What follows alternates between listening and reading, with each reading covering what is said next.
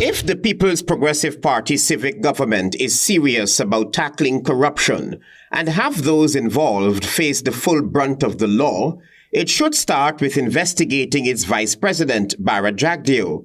That's the contention of leader of the People's National Congress Reform, Aubrey Norton, who was at the time speaking during his weekly press conference Friday last. On the issue of corruption, we must repeat our call that investigations must start with Vice President Bharrat Jagdeo and his ruling PPPC government. His sudden interest in tackling corruption is all a political hoax and is an attempt to shift blame to public servants and away from the corrupt PPP regime.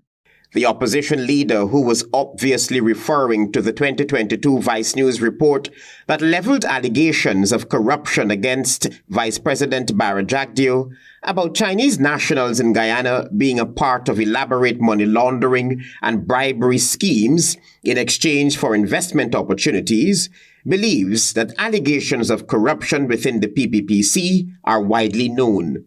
As we stated at our press conference last week, I quote, "Everybody knows that the only families, friends, and public officials who are involved in these widespread acts of corruption are PPP connected, PPP appointed, or PPP members." Mr. Norton believes that the PPP government has a short time remaining in office, and until then, the opposition will be the watchdog for the Guyanese people.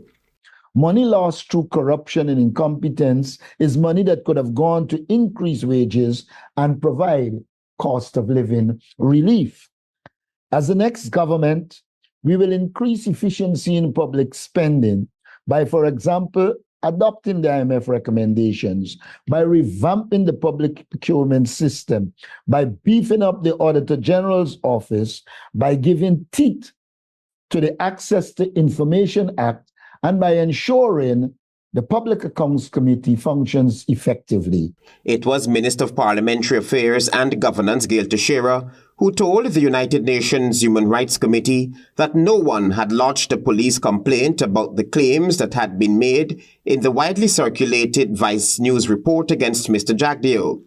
Days after that UN hearing, the Institute for Action Against Discrimination, through its Vice Chairman and Communications Officer Pandit Ubraj Narain, dispatched a letter to Acting Commissioner of Police Clifton Hicken requesting a thorough investigation into allegations of corruption against Vice President Bharrat Jagdeo and the Chinese businessman Su Zhirong.